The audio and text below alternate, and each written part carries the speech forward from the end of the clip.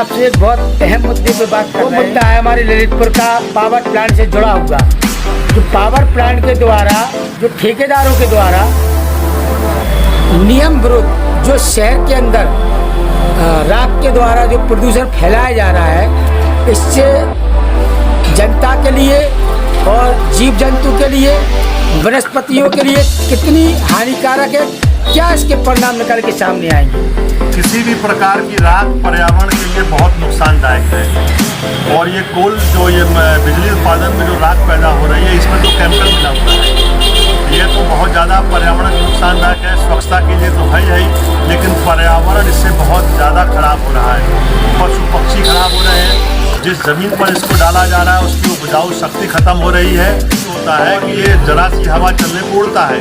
दुर्घटनाएं पैदा करने का भी एक बहुत बड़ा कारण ये राख पैदा हो रही है। जहाँ पर सड़क के दोनों ओर इसको डाल रहे हैं, उपजाऊ जमीन की खत्म होने के साथ साथ दुर्घटना भी ये बहुत कारित कर रही है। इसको रिसाइकलिंग के लिए प्लांट इसका लगाया जाए, ब्रिक्स में इस्तेमाल किया जाए और प्रोजेक्ट में इस्तेमाल किया जाए, सीमेंट में भी इस्तेमाल होता है। देखा जाए कि ये जो खाद हमारे बजाज फैक्ट्री से निकल रही है, क्या सीमेंट बनाने में उपयोग में लाई जा सकती है? उपयोग में लाई जा रही है, लेकिन वो दूसरी क्वालिटी की है और जो फेंकी जा रही है वो बिल्कुल वेस्ट है। तो वेस्ट है तो हमारे ललितपुर जनपद क्या कि पिछड़ा क्षेत्र होने के कारण यहाँ के गरीब किसान उस बात को नहीं समझ पाते हैं और किसान खुद ही अपनी सहमति से, या प्लांट की गुरु कृपा कंपनी है, काफ़ी बड़ी कंपनी है गुरु कृपा, और ये लोग ठेकेदार लोग क्या कि किसानों से मिलकर उनको किसी बात से भ्रमित कर इसके लिए किसानों को जागरूक किया जाए। हो सकता है वो कंपनी वाले अपनी राख फेंकने के लिए किसानों की खेतों का इस्तेमाल इसलिए कर रहे हों, उन्हें कुछ पैसा देते हों और उन्हें लगता होगा कि हमें कुछ आर्थिक लाभ मिल रहा है, तत्कालिक आर्थिक लाभ। भविष्य उनको नहीं समझ में आ रहा है कि थोड़े से पैसों के लिए हम अपनी कृषि की भूमि को किस प्रकार नष्ट कर रहे हैं।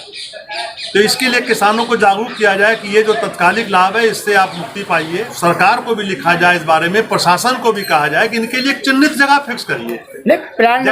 जैसे बड़े शहरों में कूड़ों के लिए जगह फिक्स किया गया है कि आप शहर का कूड़ा हर जगह इकट्ठा नहीं कर सकते, क्योंकि वो पर्यावरण के लिए नुकसानदायक है।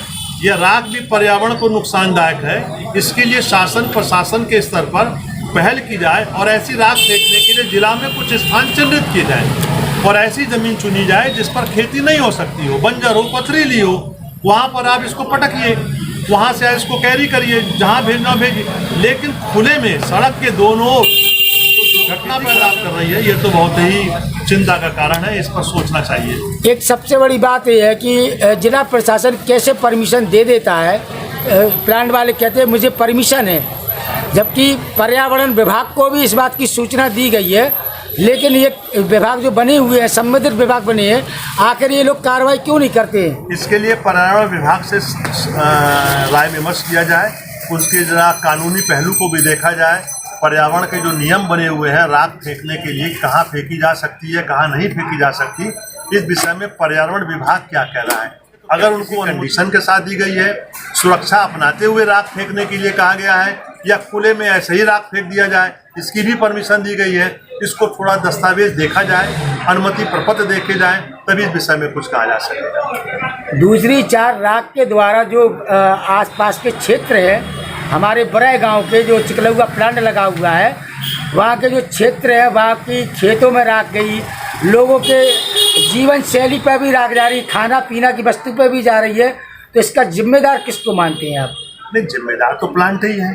प्लांट राख फेंक रही है, लेकिन वो इस चीज़ को शेल्टर ले रहे हैं कि हमने शासन से प्रशासन से अनुमति देखना पड़ेगा कि अनुमति किस शर्त के साथ दी गई है तो क्यों दी गई है, और क्या ऐसी अनुमति विधिक रूप से दी जा सकती है कि नहीं दी जा सकती है। अभी कुछ अहम सबूत हाथ लगे हैं हमारे, जो कि प्लांट के संबंध में, राख के संबंध में है, जिसमें केवल ग्राम प्रधान केवल अपने एक लेटर पैड पर लिखकर और डीएम साहब या एसडीएम के लिए, ललितपुर के लिए केवल भेज देता है। उनकी कोई वहाँ से कोई रिमांड मतलब वो शिकायत जवाब नहीं आता है, और इसके बाद ये लोग फिर ज़मीन पर राख डालती हैं। नहीं, इसका मतलब ये कि प्रशासन या शासन को अगर कोई प्रधान इस प्रकार का पत्र लिखता है और बिना जवाब के ऐसी कोई कार्रवाई